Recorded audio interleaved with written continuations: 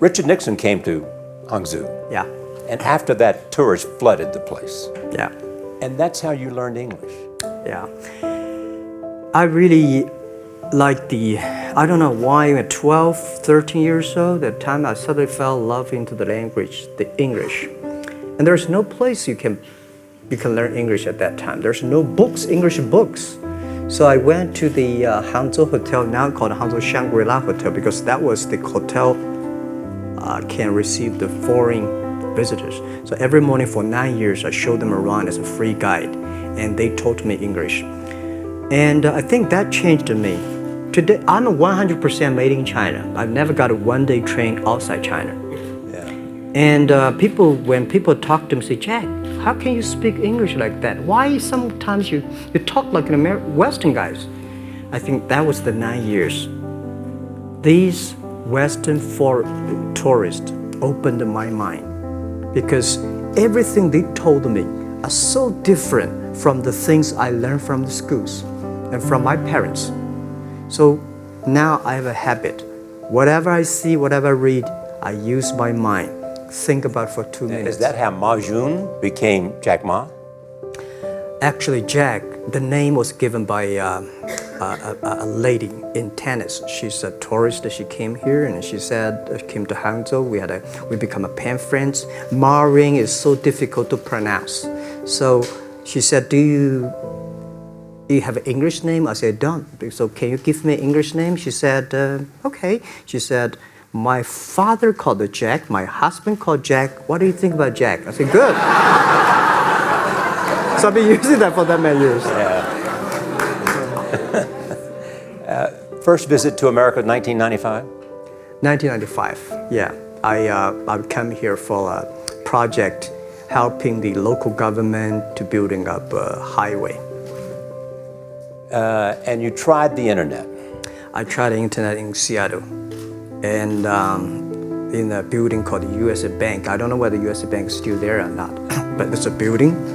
And my friend opened a small office, which is like only 10% bigger than this room. And there are a lot of computers in there.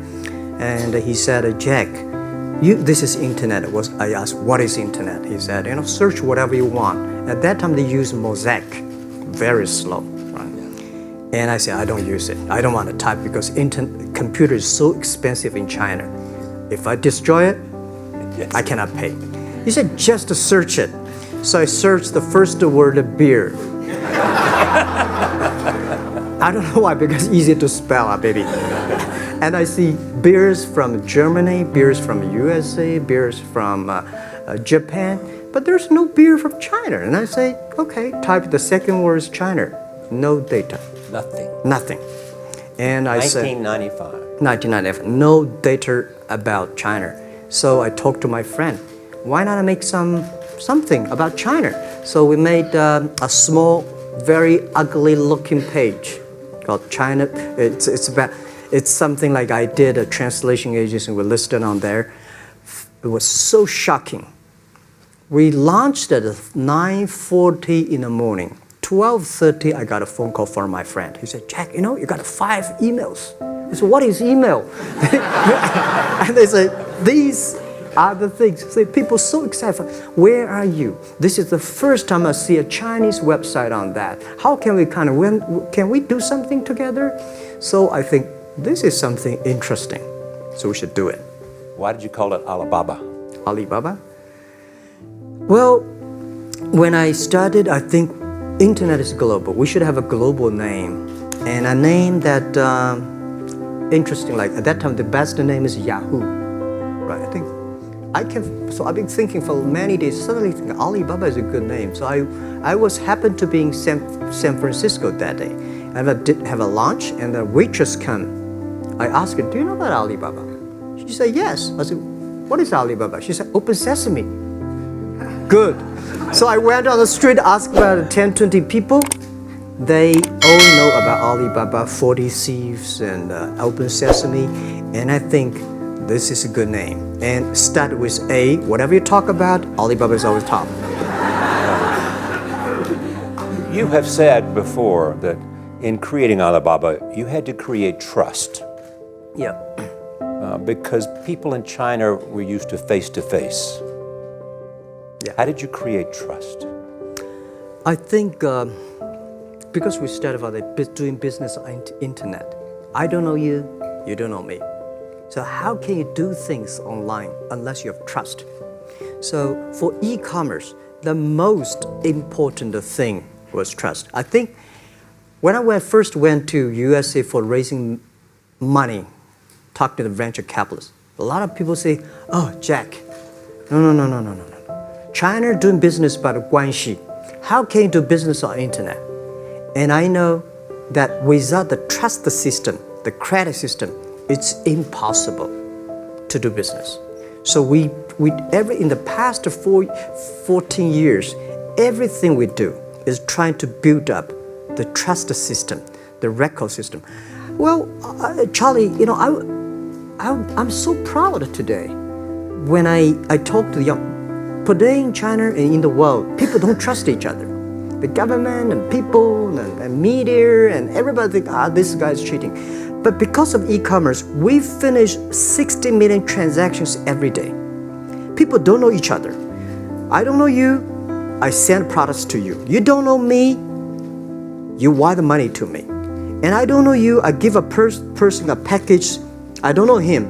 He took something to cross the ocean, cross river, and send. This is the trust. We have at least 60 million trust happening every day. But you created it by creating an escrow account in the beginning. Yep. And so you keep the money until they got the product. Yeah.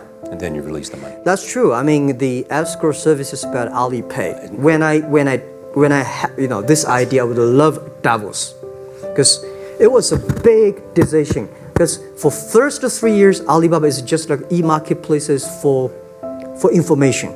What you have, what I have, we talk a lot of time, but don't do any business. Because there is no payment.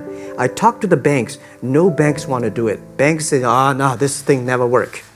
So I don't know what to do. Because if I start to launch a payment system, it's against the financial legal laws. Because you have to have a license. But if I don't do it, e-commerce will go nowhere. So then I went to Davos. I listened to a leadership discussion. Leadership is about responsibility. And after I listened to that panel, I give a call to my friends, my colleagues in my apartment, saying, do it now, immediately. If something wrong, the government not happy about that, if one body has to go to the prison, Jack Ma go to the prison. Because it is so important for China, for the world, to build up the trust system. And if you did not do it, and do not do it properly, stealing money, money wash, no trust record, I send you to the prison. So that was the thing. And people don't like it. So many people I talked to at that time for Alipay, they say, this is the stupidest idea you have ever got. But I say, I don't wear the stupid clever as long as people use it. Now we have 800 million people using this Alipay. Stupid things if you do whatever is better. Alipay is a privately held thing. It's not part of Alibaba. No, it's a private. Let me private. talk about money for a second. Yeah. You have never gotten money from the Chinese government? No. None. I want it at the beginning, and later I don't want it, because I think if the company always think about picking money from out of the government pockets, that company is rubbish. Think about how can you make money from the customers and market and then help customers succeed. That's our philosophy. No money from Chinese banks? No. I at that time I want, and now they want to give me, I don't want it. Yeah.